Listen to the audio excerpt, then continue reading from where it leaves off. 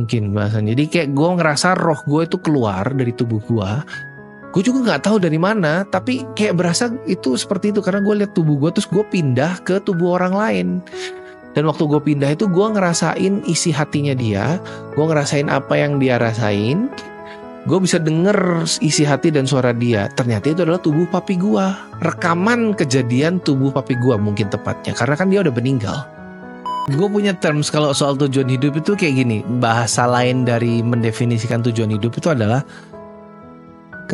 kalian rela mati buat apa? Jadi yang sebelumnya gue itu kalau disakitin orang itu udah terbiasa matiin perasaan, gak apa-apa cowok gitu kan, kayak gitulah. Tapi mendadak karena hati gue itu Tuhan kasih gue hati yang baru, literally hati yang baru. Jadi gue kayak waktu itu cara pandang gue masih salah ya. Gue ngomong kayak gini, Tuhan aku kan minta hati yang baru, aku gak minta hati perempuan Tuhan. Spiritual Journey by Sil and Jen. Gue Sil, gue Jen. Yeay. Oke, kita bersyukur banget hari ini kedatangan tamu ya. Nggak datang sih kita secara online, tapi blessed bisa dipertemukan sama Tuhan. Kita bisa kenal orang yang luar biasa juga di dalam Tuhan. Namanya Ko Eriko. Halo teman-teman Spiritual Journey, Sil and Jane. Ko Eriko ini kita ketemu dari Digital Ministry ya. Kita ada dalam satu komunitas gitu yang isinya semua pelayanan di digital gitu. Kita kayak baru kenalan bentar banget ya Ko ya, gara-gara kita sharing Spiritual Journey. Kita minta buat disupport gitu, akhirnya Ko Eriko malah respon, terus malah ngajak collab bareng, dan akhirnya kita ada hari ini. Oke, mungkin kita langsung aja ya, kita kenalan dulu ya sama Ko Eriko nih, biar teman-teman bisa tahu juga nih siapa sih Ko Eriko ini. Asik, boleh kok kenalan dulu, kira-kira mungkin kenalan dari nama, terus sibukannya hari-harinya tuh ngapain, terus begitu pelayan biar seru, ada fun fact guys ya, fun fact tentang gitu. Oke, siap. Jadi gue Eriko, udah selesai? Tadi sama mau terakhir minta ayat favorit. Baiklah. Ini mungkin nama gue Eriko Tandayu. Halo teman-teman Spiritual Journey. Jadi saya sudah menikah, istrinya 1, anaknya 2, umur 9 sama 11. Terus saya tinggal di Bandung. Kesibukannya sehari-hari aku kerja sebagai senior consultant di LeaderSource Indonesia. Terus di sana kegiatannya itu kita provide free holistic leadership training. Jadi kita journeying sama church, NGO, sekolah Kristen, yang penting percaya Yesus apapun bentuknya. Kita provide nggak hanya training tapi coaching, mentoring. Jadi kita journeying bareng sampai mereka mengalami transformasi. Terus gue tinggal di Bandung. Gue punya podcast Luar Dalam Podcast. Terus juga gue miminnya Luar Dalam Podcast juga. Sama juga gue miminnya LeaderSource Indonesia juga. Jadi kalau teman-teman ada chat ke LeaderSource Indonesia, ya saya salah satu. Ya saya miminnya. Semua ya kok ya. Terus fun facts adalah ini udah fun sekarang, udah sembuh gitu. Jadi saya anak pertama dari 11, bentar ya, ada anak mau perlu tablet. Saya anak pertama dari 11 bersaudara dari 5 mama yang berbeda. Iya, itu fun facts-nya. Terus apa lagi? Itu kayaknya agak depressing fact ya. Bakal kita bahas lebih jauh lagi nanti ya. Iya. Ayat favorit. Iya, ayat favorit ya? Iya, betul kok. Ayat favorit itu adalah we love because he first loved us gitu. Itu ada di 1 John 4:16 ya kalau nggak salah. Wow, banget lah ya. Gitu. Ya udahlah. Oke. Gitu. Thank you banget kok. Thank you banget. Terima kasih. Karena ini spiritual journey, jadi kita bakal soal spiritual journey-nya Ko Eriko nih. Karena kita sih seneng banget ya setiap denger spiritual journey orang tuh jadi kayak merefresh kembali juga ke kita, cinta kita akan Tuhan juga. Terus jadi kayak keinget lagi banyak banget hal-hal yang Tuhan lakukan di dalam kehidupan banyak banget orang gitu. Nah, sebelum ke spiritual journey-nya sendiri, kita tuh pengen tanya dulu kok gimana sih Ko Eriko sebelum kenal sama Tuhan. Mungkin bukan sebelum kenal, sebelum mengalami Tuhan. Koko tuh kayak dari segi karakter, pola pikir, latar belakang kehidupan, itu orang yang seperti apa gitu sebelumnya. Waduh, itu agak mengerikan.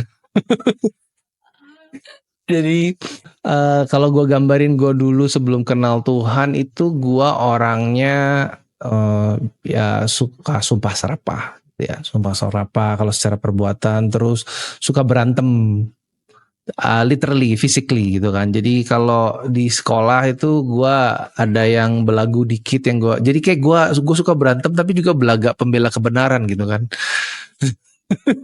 Mencoba menjustifikasi perbuatan sendiri. Jadi kalau suka ada yang menindas gitu ya, kan biasanya kan di sekolah kan dulu SMA SMP suka ada yang menindas anak-anak yang they pick the wrong the weak one gitu kan. Nah gue biasanya suka jadi pembela itu, jadi gue hadepin mereka, ajakin berantem gitu kan. Terus apa namanya, ya saya juga dulu mantan playboy juga, bertobat tentu saja karena ini ya, karena ada bolongnya hati yang tadi itu, broken home tadi itu. Terus apalagi iya hidupnya berantakan juga gitu kan, banyak terjerumus dalam lumpur dosa gitu. Terus walaupun pada saat itu gue sempet udah ada di gereja juga, tapi ya maksudnya hanya sebagai religious activity saja, bukan yang dari hati gitu kan. Kurang lebih seperti itu. Terus juga pendendam gitu kan, pendendam. Berarti Koko tuh yang dari kecil tuh sebenarnya udah tahu soal agama, udah tahu soal Tuhan, dan selama Koko menjalani semua kehidupan itu tuh Koko udah ada di dalam lingkungan gereja gitu. Exactly, betul. Karena gue kan cucu pendeta. Rumah gua dengan gereja gua itu cuman 2 menit jalan saja udah nyampe gitu kan. Tapi maksudnya kegiatan agama itu tidak merubah gua. At least tidak cukup merubah gua karena luka gua mungkin terlalu dalam, atau mungkin juga guanya juga mungkin nggak ngerti bagaimana practically harus menghidupi kebenaran firman itu ya. Between dua itu mungkin. Ini sangat menarik. Iya, menarik banget sih. Berarti kalau gitu ibaratnya sebenarnya Koko tuh udah tahu Tuhan, udah ikut Tuhan gitu, tapi kayak nggak mengalami Tuhan gitu lah ya. Mungkin kalau mengalami Tuhan itu on and off, karena kayak gue kan karena oma gue itu pendeta, gue kan suka diajak ke doa malam gitu kan. Jadi waktu gue SD itu gue ngalamin literally gue ngalamin hadirat Tuhan, nangis nggak ngerti kenapa, kayak kelas 4 SD gitu kan. Ditanyain kenapa, aku juga nggak tahu, aku nggak nangis, tapi itu kayak a glimpse gitu kan, a glimpse aja. Tapi habis itu ya sudah selesai, kayak seolah-olah tidak pernah terjadi, nggak tahu maksudnya bagaimana meresponi hal itu. Jadi nggak sempat ngalamin Tuhan juga pas SMA kelas 1 pas nggak naik kelas pertama kali.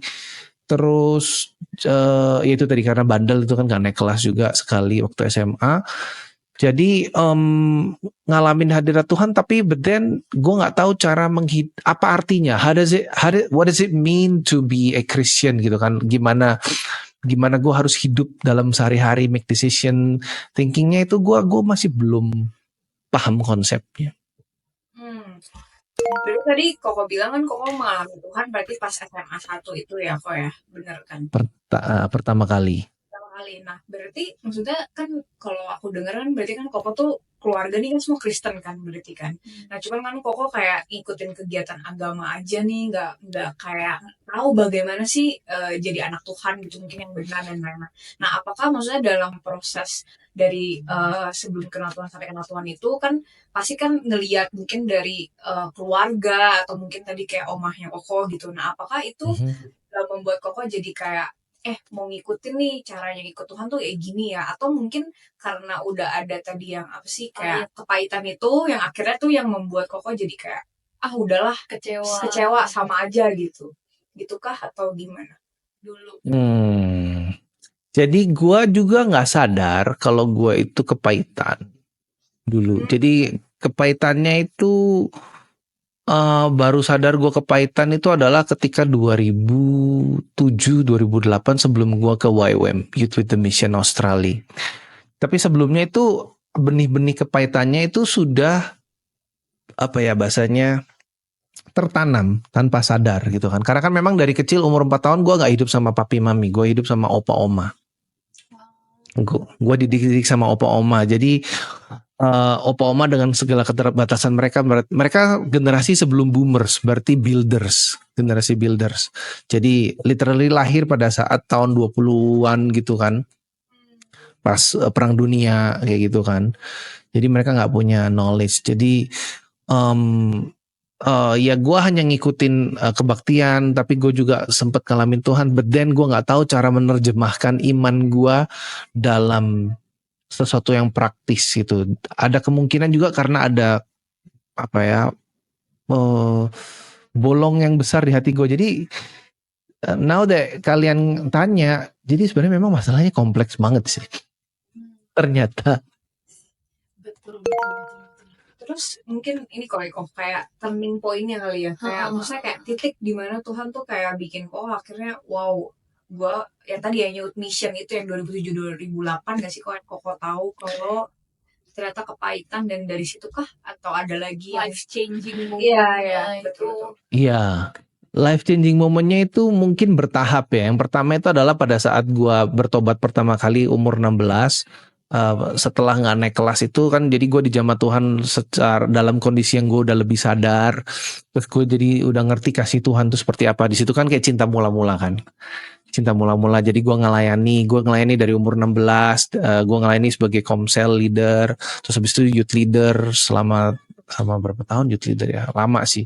Terus apa namanya, terlepas gue udah jadi youth leader, tapi gue masih bergelimang dalam dosa juga gitu bahasanya.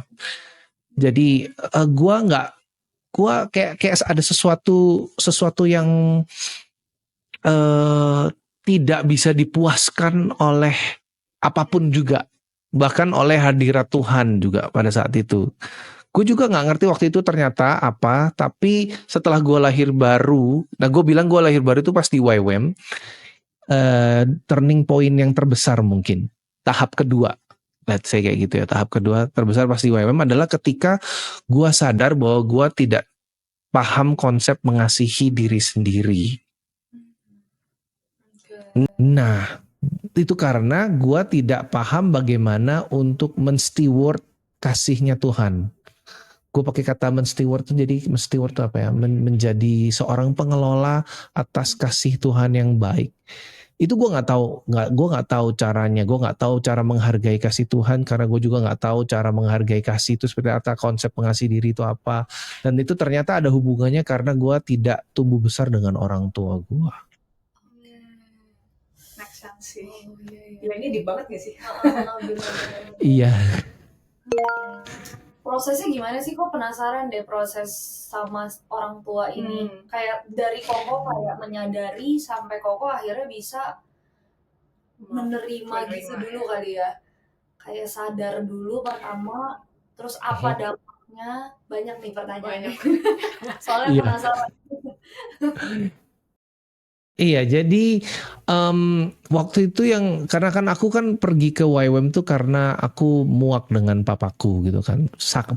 Sakit hatinya itu berlipat-lipat karena papaku waktu itu, aku kan ngelola usaha papaku selama 8 tahun dengan kerja keras luar biasa, cuan sampai ratusan juta per bulan kayak gitu kan, omsetnya udah sampai segitu, tapi akhirnya hancur karena papi gue make decision yang buruk dalam investasi sehingga kita harus bayar utang puluhan juta per bulan juga.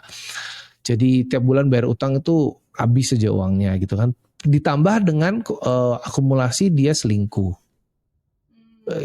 Tanda sebagai informasi timelinenya pada saat itu papi gue sudah menikah yang kelima kali ya per tahun 2000. Jadi 2000 sampai 2008 itu gue pahit tuh. Pahit.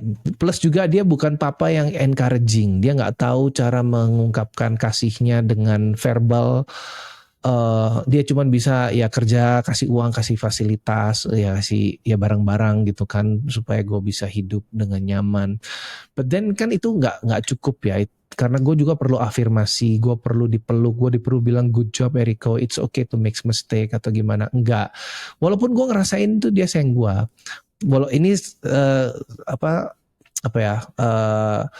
fast forward ke depan, gue akhirnya bisa rekonsiliasi sama dia gitu kan, sekedar informasi dulu supaya akan dapat konteksnya sedikit.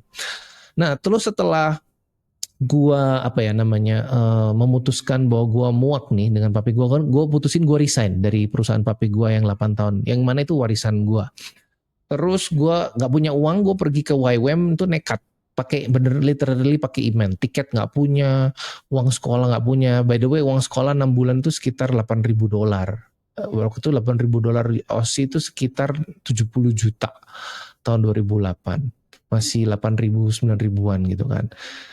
Nggak punya uang, tapi ada mujizat dapat visa dulu, habis itu dapat tiket, terus ada uang sangu baru bisa berangkat. Tapi uang sekolah nggak ada. Sampai di sana ada mujizat uang sekolah dapat gitu kan. Tapi terlepas dari itu, konten dan konteks dari pengalaman gue di Australia itu adalah gue belajar untuk bisa mengampuni diri gue, mengampuni papi gue, dan bahasanya itu gue waktu itu ditantang untuk bikin list dosa 8. Gue tulis dosa gue, semua dosa yang gue pernah lakukan, yang gue pikirkan, gue tulis di 8 lembar halaman A4 bolak-balik gitu kan. 2 kolom. Nah itu gue tulis semuanya, akhirnya kayak bahasanya menelanjangi diri sendiri gitu kan. Gue tulis terus gue bacain satu-satu di depan teman-teman kelas, bilang bahwa gue berdosa melakukan A, B, C. Gue malunya luar biasa gitu kan. Tapi worth it. Karena kan kita menelanjangi dosa gitu kan. Gue sebutin satu-satu dan gue bilang kau bertobat. Gue sebutin satu. Gue paling lama sesinya karena dosanya paling banyak.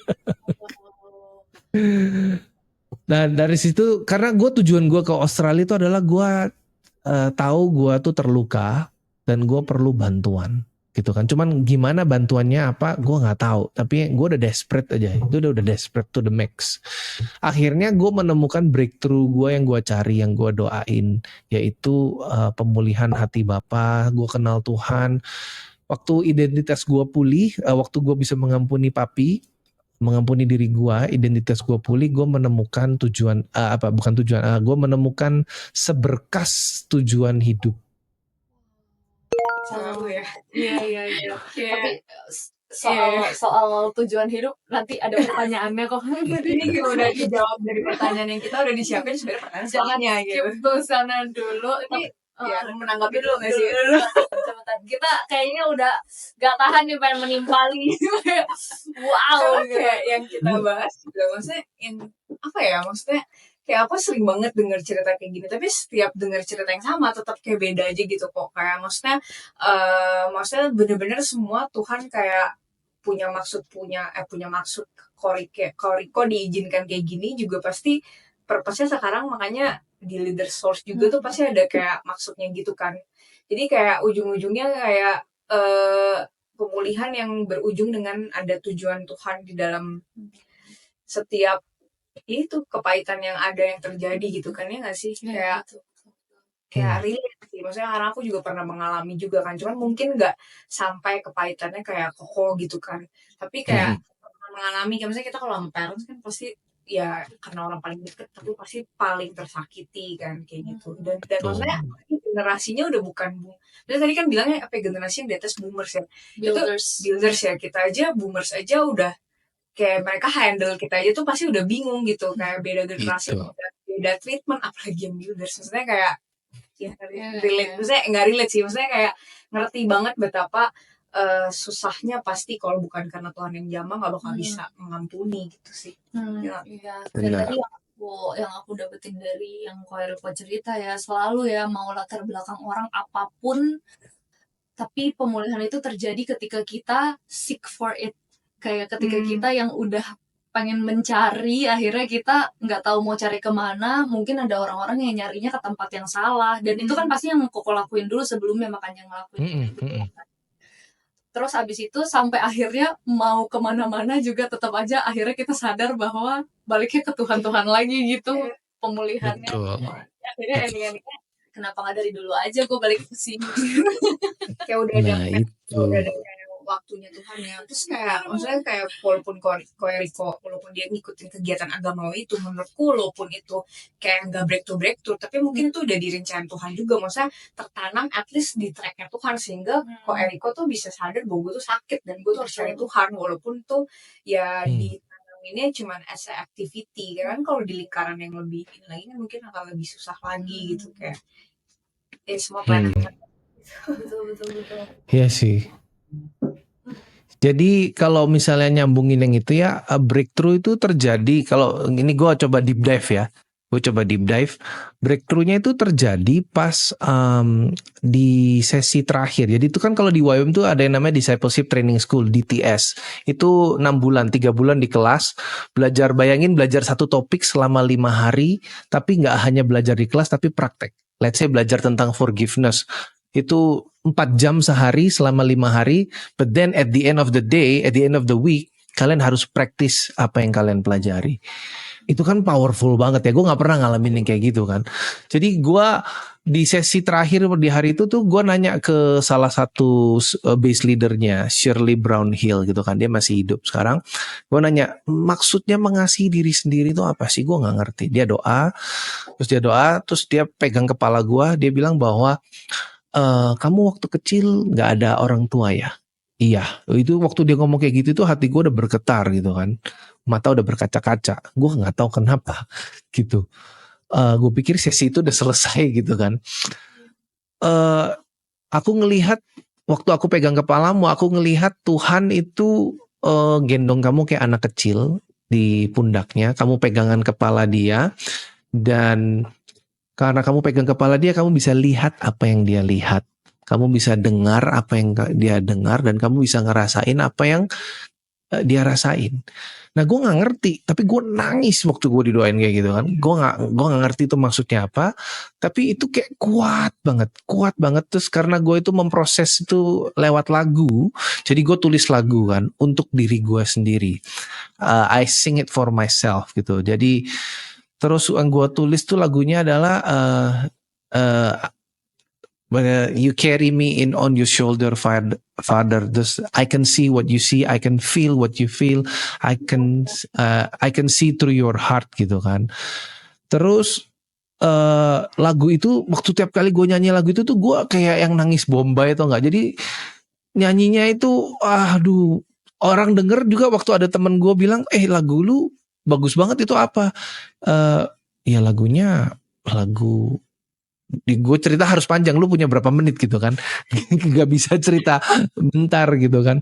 Terus akhirnya jadi dari situ ternyata lagunya itu bener-bener menjadi kenyataan, tau gak? Tahun 2013 menjadi kenyataan ketika papi gue meninggal. 3 bulan setelah papi gue meninggal, itu gue kan sedih banget ya, karena kan waktu itu 3 tahun terakhir itu kita udah rekonsiliasi. Gue udah sempat peluk dia untuk pertama kali, peluk secara fisik, dan dia waktu dipeluk tuh dia triplek kayak gini loh, karena dia he didn't know how to express himself. Tapi karena papi gua itu memang orangnya apa ya, nggak bagus komunikasi secara verbal. Setiap kali ketemu tuh dia pasang badan kayak minta dipeluk, kan kita bisa lihat gitu kan.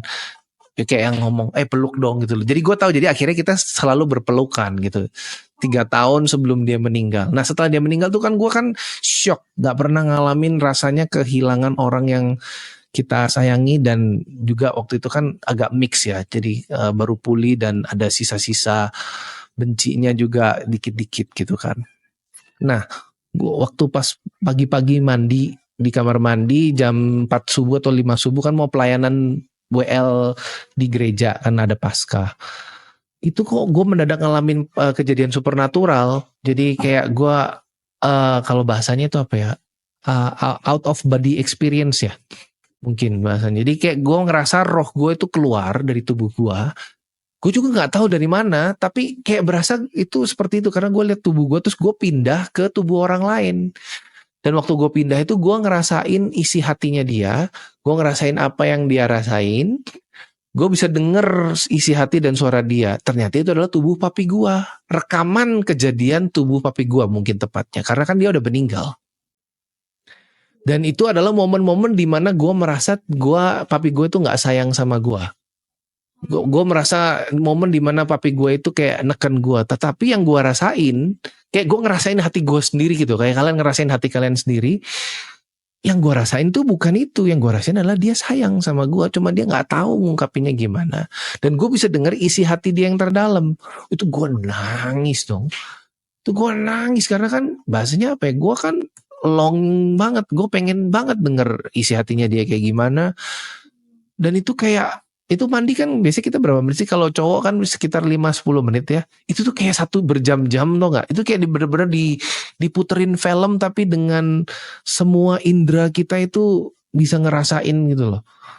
Nggak tahu itu teknologi apa kalau misalnya teknologi gitu kan. Tapi intinya gue ngerasain itu sampai gue nangis. Terus di ending dari film itu atau experience tadi gue dengar suara Tuhan Yesus ngomong, Eriko, apa yang kamu rasain ke papamu tadi itu yang aku rasain juga ke kamu. Udah makin lah nangis gitu kan. Maksudnya kita semua tahu kalau Tuhan Yesus sayang kita gitu kan. Tapi ketika kita ngalamin apa yang dia maksudin, wah itu like totally different level gitu kan. Wah jadi karena gue merasa bahwa Tuhan gak sayang sama gue karena papi gue jahat, kadang nggak nunjukin sayangi gue. Jadi gue nggak merasa Tuhan juga sayang kayak gue kayak gitu karena kan dia juga bapa gitu kan. Jadi dan akhirnya ini tambah lagi ya, sorry ya, belum ada komanya, belum ada titiknya, 7 tahun kemudian lagu itu jadi kenyataan lewat kalau kalian tahu Yesi Is Indonesia ada filmnya Kacamata Papa. Kita bikin experience itu gue share ke tim untuk dibikin sebuah film, tapi dirubah dikit skenarionya agak fiktif karena kan sulit ya kan, itu supernatural animasi. Dan itu ternyata cukup booming waktu itu sampai ke Malaysia juga. Ada banyak orang yang bisa relate dengan hal itu. Jadi kaget sih. Jadi dari lagu terus jadi pengalaman nyata, terus pengalaman nyatanya dibikin jadi sebuah film. Dan pada akhirnya sebenarnya pas bikin film itu gue lupa kalau lagu itu ternyata adalah perwujudan dari pengalaman gue. Jadi awalnya tuh gue nggak sadar kalau lagu gue itu diwujudin lewat pengalaman yang di kamar mandi itu.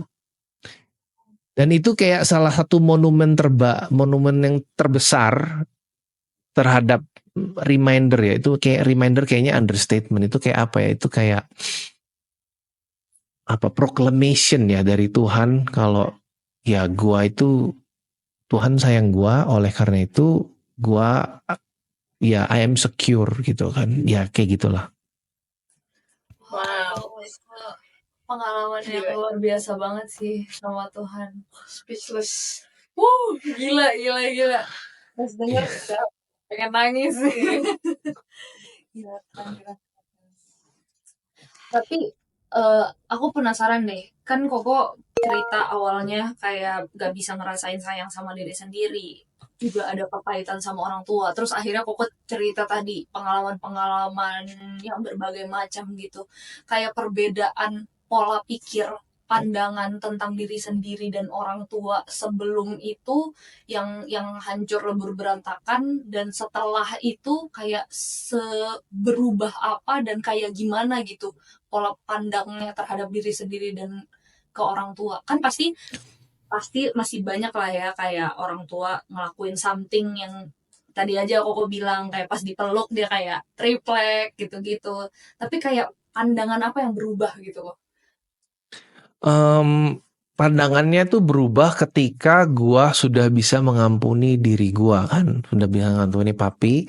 Jadi artinya nggak ada penghalang antara pandangan gua kepada kasih Tuhan. Jadi sebelumnya kan penghalangannya itu kan kepahitan gua. Terus jadi ketika gue belajar untuk mengasihi diri sendiri, jadi waktu itu gue belajar mengasihi diri sendiri itu kan konsep ya. Praktikalnya itu adalah gue belajar cuci muka secara rutin, sikat gigi juga rutin, tapi maksudnya lebih dengan penuh kesadaran gitu, tau nggak? Keramas, pakai deodoran atau pakai parfum, gunting rambut sebulan sekali. Those practical things itu bahasanya tidak pernah diajarkan secara apa ya, sistematik gitu loh. Tapi setelah kejadian itu tuh gue udah umur 27 tahun loh waktu gue ngalamin itu. Jadi those kind of little thing itu kayak nourishing my wound gitu kan, memberikan nutrisi bahwa oh ya, aku sedang mengasihi diri sendiri.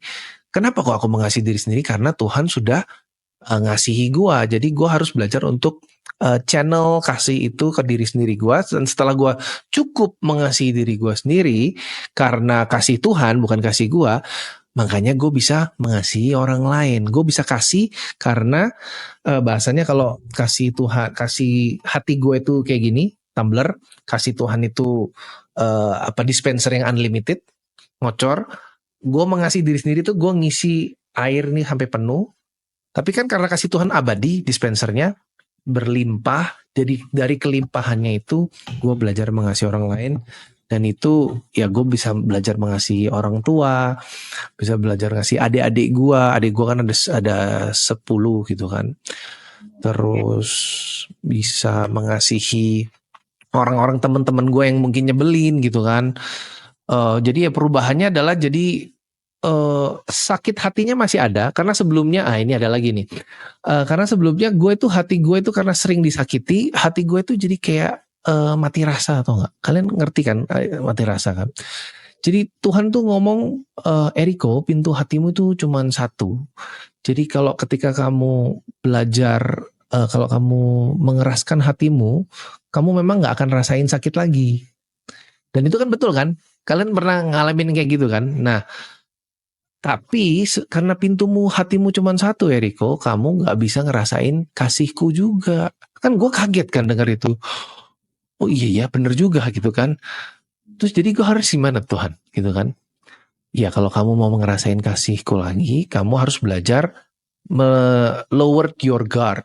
Jadi pasang kuda-kuda di depan pintu hati itu nggak boleh ada lagi, nggak boleh takut lagi.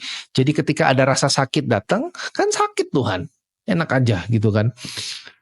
Iya, tapi justru pada saat sakit itu kamu kasih sakitmu ke aku, belajar mengampuni. Jadi yang sebelumnya gue itu kalau disakitin orang itu udah terbiasa matiin perasaan, gak apa-apa cowok gitu kan, kayak gitulah. Tapi mendadak karena hati gue itu Tuhan kasih gue hati yang baru, literally hati yang baru.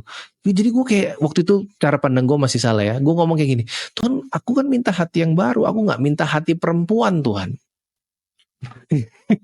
Ya karena cara pandang yang salah ya, cara pandang yang salah. Cara pandang yang salah, jadi aku berpikir Tuhan kasih aku hatinya salah ini, salah stok gitu ya. Hati perempuan. Loh, terus Tuhan bilang kayak gini, enggak, itu bukan hati perempuan. Semua hati manusia itu memang adalah seperti itu kalau aku ciptainnya. Bisa merasakan sakit, bisa merasakan kasih. Jadi ketika kamu menolak sakit, kamu menolak kasih. Oh ya udahlah, jadi kompensasinya supaya gue bisa terus ngerasain kasihnya Tuhan, gue harus belajar menerima sakit itu dan mengampuni. Jadi gue kayak 1 tahun itu gue ada jutaan kali mengampuni orang, tau gak? Karena dikit-dikit sakit gitu kan. Jadi gue ngampuni. Jadi ya kalau dihubungin dengan orang tua ya ngampuni orang tua lagi. Jadi kan seringkali kan orang ngomong kalau pas ngampuni itu kan ini kan apa namanya? Ya udah lupain lah kan gitu kan ya. Padahal mengampuni itu bukan melupakan. Karena Tuhan gak pernah ada konsep melupakan. Kayak ini nih luka kalau di belek gitu kan. Dikasih tetayocin, kalian tahu tetayocin kan ya. kasih Theta Yochin, terus akhirnya sembuh selama 1 minggu gitu. Tapi Theta Yochin tuh kalau analoginya adalah kita belajar mengampuni. Jadi ketika kita masih ingat kesalahan orang lain sampai sekarang, Tuhan bilang adalah itu panggilan untuk mengampuni. Sampai kapan? Sampai sembuh. Sampai nggak ada sakitnya lagi, tapi memorinya masih ada.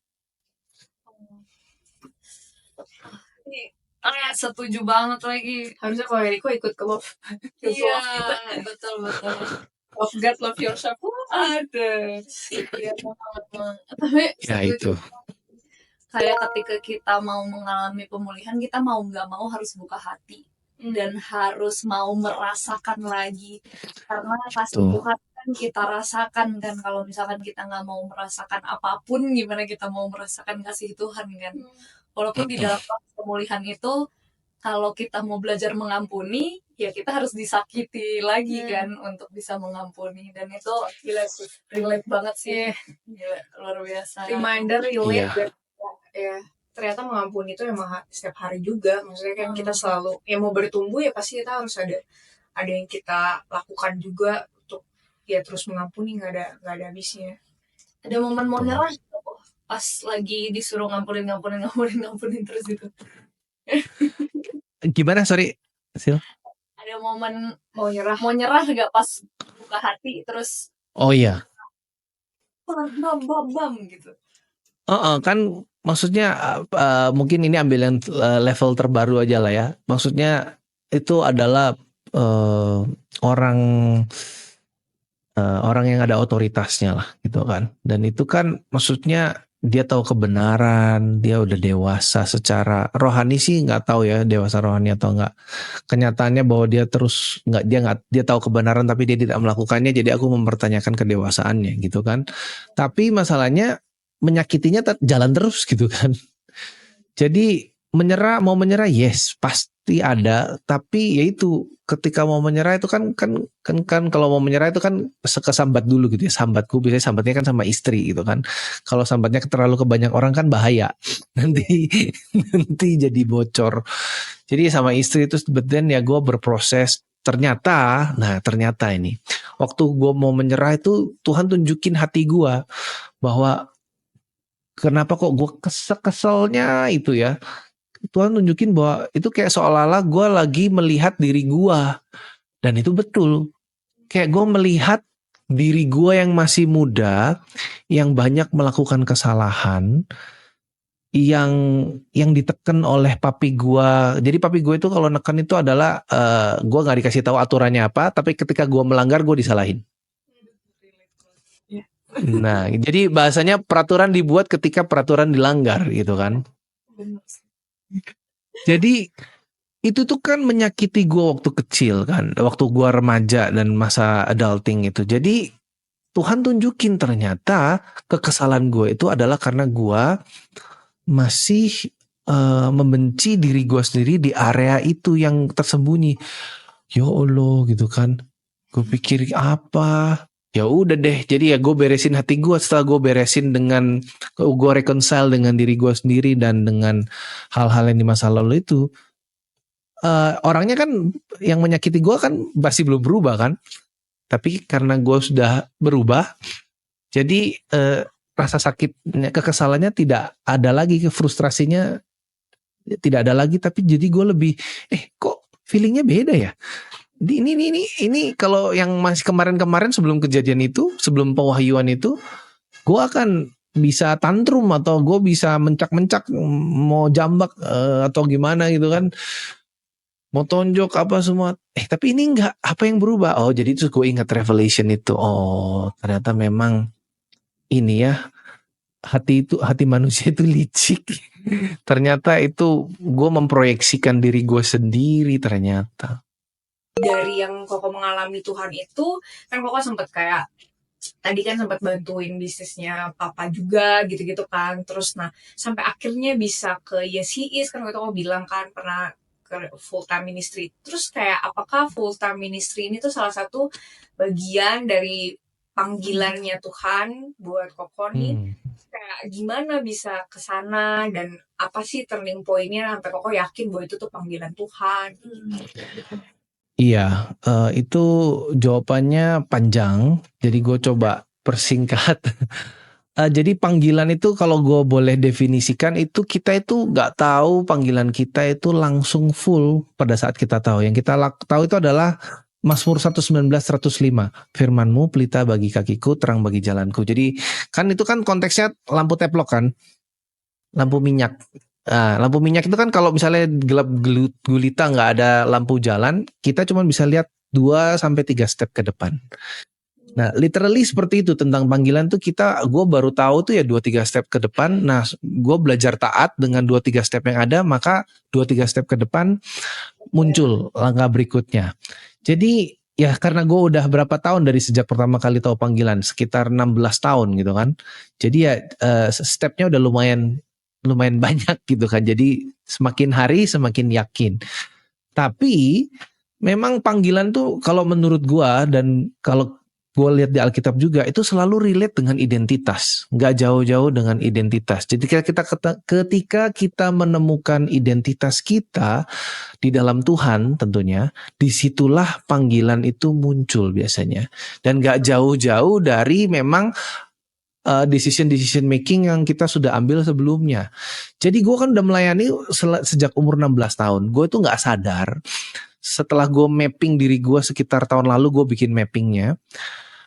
Dan Leader Source juga memberikan tools itu juga, yang mana itu bakalan seru.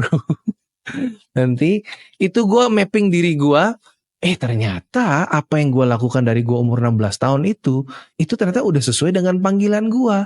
Cuman gue gak tahu kalau itu panggilan gue karena ya gue hanya by insting. Dan juga ada banyak luka-luka yang menutupi mata rohani gua mungkin ya, atau kuping rohani gua gitu kan, karena kan yang menghalangi kita dengan Tuhan kan dosa gitu kan ya. Itu terus akhirnya adalah setelah gua resign dari papi gua itu kan gua udah bilang bahwa ya udah gue mau resign karena gue pengen pulih dulu gitu kan. Setelah gue pulih, gue tahu panggilan gue itu tuh kayak apa yang gue lakukan dari 10 tahun sebelumnya waktu gue umur 16, gue waktu 27 itu kayak muncul lagi gitu.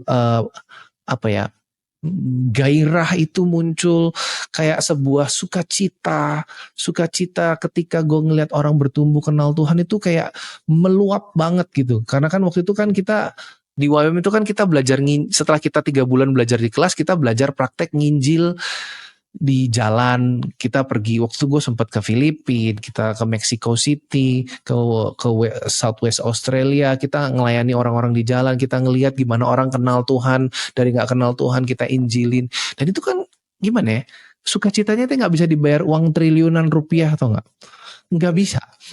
Kalau punya triliun tuh menyenangkan, walaupun gue belum punya. Tapi maksudnya at least gue pernah megang papi gue itu adalah mungkin berapa persennya ya, 1 atau 0,1%-nya. Tapi ya paling cuman 1 minggu doang lah. Abis itu harus cari lagi. Tapi terus kita pikir kok gak puas-puas ya, kayaknya harus tambah duit lagi gitu kan. Nah kayak gitu tuh. Nah tapi ketika melihat orang berubah kenal Tuhan itu kayak priceless banget gitu kan. Dan itu gue pengen ngelakuin itu. Dan waktu gue pulang Indo, ditelepon sama senior pastor gue, ditawarin kerja di Compassion International tahun 2010. Judulnya itu, titlenya Leadership Development Program Specialist, LDP Specialist. Tugasnya ngapain? Kamu nanti bakal mentor anak-anak yang baru lulus SMA mau kuliah untuk dididik jadi pemimpin bangsa. Waktu gue denger gitu, mentoring, yes, ya, ayo silakan. Ini kan gue pikir, ini kayak pelayanan tapi dibayar, sedap banget gitu kan. Ya udah, jadi gue mentoring di situ. Terus jadi itu kan bahasanya kalau dikategorikan kerja di NGO internasional. NGO itu adalah non-government organization.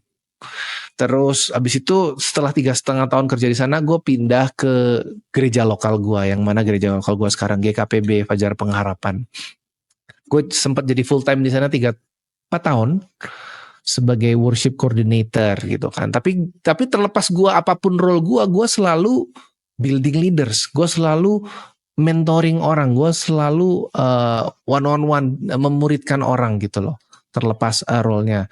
Terus habis itu gue masuk ke YCI selama 6 tahun, yang mana itu salah satu tempat pelayanan yang terbaik yang gue pernah dapetin juga.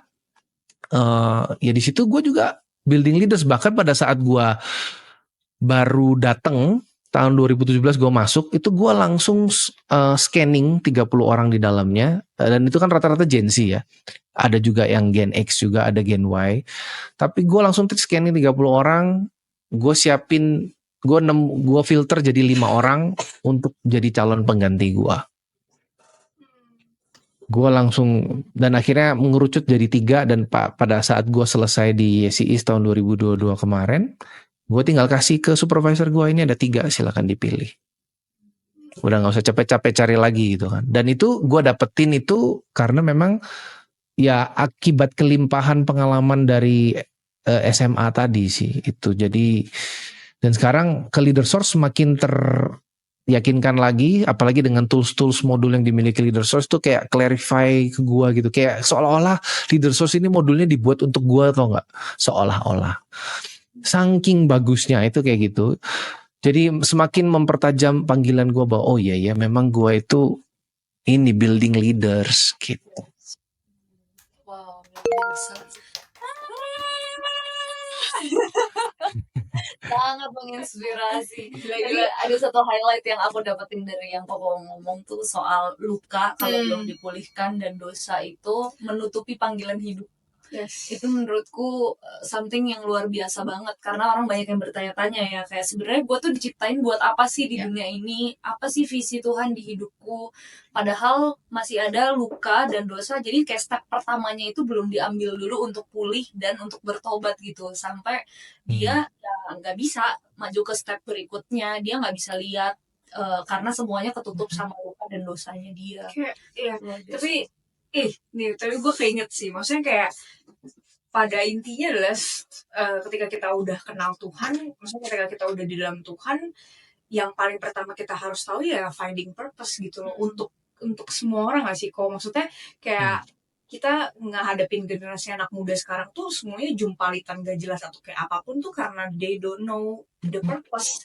Makanya mereka kayak gak tahu apa yang harus mereka lakukan. Tapi ketika emang bener, ketika identity kita temu di dalam Tuhan, bukan identity di tempat lain atau di penempatan yang salah ya, kita cari identitas diri kita supaya diterima, itu pasti outputnya nggak tahu mau ngelakuin kemana dan nggak ada puasnya dan nggak ada endingnya gitu. Tapi ketika purpose-nya itu kita tahu di dalam Tuhan, mau kayak gimana pun dia akan tetap dipegang Tuhan itu. Maksudnya tracknya tetap akan jalan, dan sebenarnya kalau semua orang temuin, semua orang ada di dunia ini udah temuin, kayaknya gak akan, ya gak sih kok, maksudnya kayak gak akan ada hal-hal yang apa ya, maksudnya generasi itu akan regenerasinya efektif banget gitu, leadership dan segala macam pasti akan sendirinya gitu. Tapi ya itu mungkin kenapa orang gak bisa temuin purpose mereka tuh karena dunia banyak nipu kita dengan purpose yang ditawarin sama dunia. Ya, purpose sementara yang maksudnya kayak uang dan lain-lainnya gitu. Misalkan tujuan hidup lo apa? Sukses. Ya. Tapi itu tujuan hidup yang ditawarkan sama dunia yang pada akhirnya ternyata selama ini tujuan hidup itu tuh tidak memuaskan gitu, tidak sesuai dengan apa yang Tuhan ciptakan kita untuk apa gitu. Gue punya terms kalau soal tujuan hidup itu kayak gini. Bahasa lain dari mendefinisikan tujuan hidup itu adalah kalian rela mati buat apa? Kalian rela mati buat apa sehingga sesuatu itu terjadi? Atau basically bahasa lainnya itu ada di lagunya Mercy Me. Mercy Me ini band Kristen yang jadul banget, nggak tahu kalian tahu atau nggak. Dia pernah ngomong kayak gini, you'll never know why you're alive until you know what you will die for. Wow. Iya sih. Ya, tapi dalam perjalanannya gue nemuin iya ya, gue rela mati buat apa ya? Gue rela mati nggak lihat demi visi Tuhan yang tercapai. Artinya ketika ini udah terjadi, ya udah Tuhan panggil gue, udah gue siap selesai tugas gue. Kayak gitu tuh. Soalnya itu hal yang sering kita ngomongin juga kok, kayak Oh gitu ya? Iya, kayak kita ngomongin apa ya, kayak pernah udahlah kalau emang Tuhan mau panggil udah, tapi kayak ya udah kalau emang udah selesai tugas kita udah bisa kayak mengembalakan, misalnya kita kasih tahu tentang Tuhan kayak gitu loh. Kayak ya pertama pasti kan di komunitas kita dulu kan, anak-anak kita, makanya kayak salah satu yang kayak tadi kita dengar Koreko tuh kayak bener banget ya sih. Kayak maksudnya ketika kita sampai mungkin ini yang pernah dengar ada anak rohani, aku tiba-tiba inget kayak dia bilang kayak aneh loh, maksudnya kayak mungkin dia banyak banget dulunya dia lagi nggak ada aktivitas, maksudnya aktivitas yang banyak gitu, kerjanya nggak capek gitu, tapi ketika dia dikasih tanggung jawab, malah ketika di dalam komunitas dia melayani, ketika dia menemukan itu namanya gairahnya ada, semangatnya ada, malah lebih capek gilanya seperti yang lebih dari dunia yang dia kerjakan buat dunia gitu loh. Maksudnya kayak ketika dia menemukan itu kayak beda aja gitu loh. Itu kan kayak mungkin Tuhan juga lagi membawa dia untuk menemukan panggilannya Tuhan yang dia mungkin merasa baru. Oh ya, ketika dia bisa berbagi di komunitas, dia bisa melayani gitu. Mungkin ada hal-hal yang Tuhan tanyakan juga di situ yang Tuhan mau singkapkan bahwa ada purpose yang Tuhan kasih juga gitu loh. Kayak iya sih, itu sih. Jadi kayak tadi. Iya sih, tapi dalam perjalanannya ya, gue kan berpegang, itu kan salah satu pegangan hidup gue juga kan, bahwa gue rela mati buat apa. Pada saat gue sudah terjun di dalam apa yang gue rela mati itu, tantangan kan banyak kan ya, penderitaan. Tanpa penderitaan tidak ada pertumbuhan. Terus jadi terus langsung gue komplain kan, aduh Tuhan, ternyata menjalani panggilan hidup teh susah banget ya. Gue udah ada dalam tujuan hidup yang Tuhan mau nih, kok gini sih gitu kan. Terus langsung narasinya berubah, Tuhan, kamu katanya rela mati buat ini, gitu kan, tapi kamu hidup demi menjalani ini aja nggak mau. Terus akhirnya iya ya, jadi gue berani hidup nggak demi jalanin tujuan hidup ini. Jadi narasinya berubah ketika gue mengalami mentok gitu ya. Iya ya, gue rela mati iya sih, tapi gue berani nggak hidup untuk jalani ini, lewatin penderitaan ini. Bro, kan bro, fotos kok. Dia masih pengen banyak banget nanya ya. Iya, benar pengen banyak banget. Soalnya kayak ini baru pertobatan ya kan, pemulihan sampai ke tujuan hidup gak sih? Bahkan itu kayaknya belum dikulitin lagi, belum deep dive lagi tuh sampai per setiap itunya gitu. Tapi kita udah kayak ngerasa ini gak sih, kayak connect gitu ya gak sih sama Koeriko. Kayak maksudnya kayak apa yang Koeriko ngomong, jadi kita kayak iya kayak relate. Tapi itu yang selalu aku bahas juga kok. Ini out of topic sedikit, tapi mungkin teman-teman bisa relate juga. Kayak kita selalu ngomong gitu, maksudnya ketika kita ada di dalam purpose-nya Tuhan sendiri tuh yang ngasih orang-orang sekelilingnya untuk kayak menajamkan gitu loh kok. Kayak kita nggak pernah minta kalau kita bakal ketemu Koeriko, kita nggak pernah expect. Maksudnya banyak hal-hal yang tak terduga yang Tuhan siapkan yang nggak tahu kalau ternyata tuh buat apa sih namanya equipment kita gitu. Betul. Wow. Kayak nggak apa ya nggak sih? Betul. Kayak kita selalu bingung gitu tiap hari tuh kayak kalau emang ini dari Tuhan pasti Tuhan juga yang kasih. Maksudnya kayak tadi kan kau bilang kan, maksudnya kayak panggilan Tuhan emang seberat itu, iya, tapi ada aja cara Tuhan yang selalu dikasih buat kita untuk kayak nih bantuannya dari sini, nih supportnya dari sini, ada yang ngingetin lagi, ada yang ngingetin lagi gitu nggak sih? Kayak definisi Matius 6 ayat 33 ya. Kayak ya semuanya akan ditambahkan kepadamu karena kita sedang menjalankan apa yang Tuhan mau kita lakukan. Gitu. Kalau nggak buat apa sih semuanya itu? Dan fokus sama purpose-nya itu kan, maksudnya makanya jangan takut, jangan khawatir ya. Maksudnya aku diingetin sama Koko sih, maksudnya kayak Koko bisa fully sekarang kan ya, kayak Sylvie juga kan sekarang juga pelayanan di digital ya. Di warkop kan. Maksudnya kayak Koko juga gitu. Makanya aku penasaran, maksudnya kayak itu kan turning point yang kayak nggak mudah pastikan untuk akhirnya decided kalau misalnya bukan Tuhan yang minta dan lain-lain gitu. Dan ya tapi kayak kita ngeliatnya, aku ya jujur personally ya, aku ngeliatin Koeriko tuh kayak once emang kita ngejalin purpose Tuhan tuh kayak emang fully aja gitu loh. Maksudnya emang kayak ya apa ya sih, full heart gitu loh. Full time ya, gitu, full time dan full heart gitu ya. Ya gitu deh. Keren banget kok. Thank you banget buat semua yang hari ini di-sharing. Koko kayak kita balik lagi, kita baru kenal tapi kayak udah bener-bener mau terbuka. Iya. Walaupun pasti ini belum semuanya ya. Maksudnya aku yakin banget pasti Belum. ya kita kalau ketemu kayaknya seharian gak kelar sih kok. Nanti kalau pas ke Jakarta ya ketemuan. Boleh kok. Oke lah, terima kasih Mbak Eriko. Thank you so much kok. Sama-sama. Dia sudah mau berbagi di spiritual journey. Semoga yang ya, semoga selalu jadi impact ya.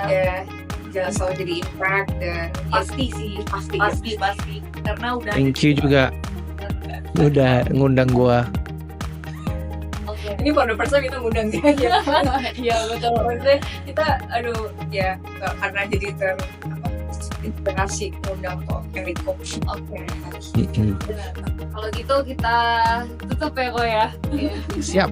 Kita biasa menutup dengan satu kalimat ya. Iya. Gimana tuh? 2, 3. Enjoy your spiritual journey with Jesus. Yeah, God bless you. Amin.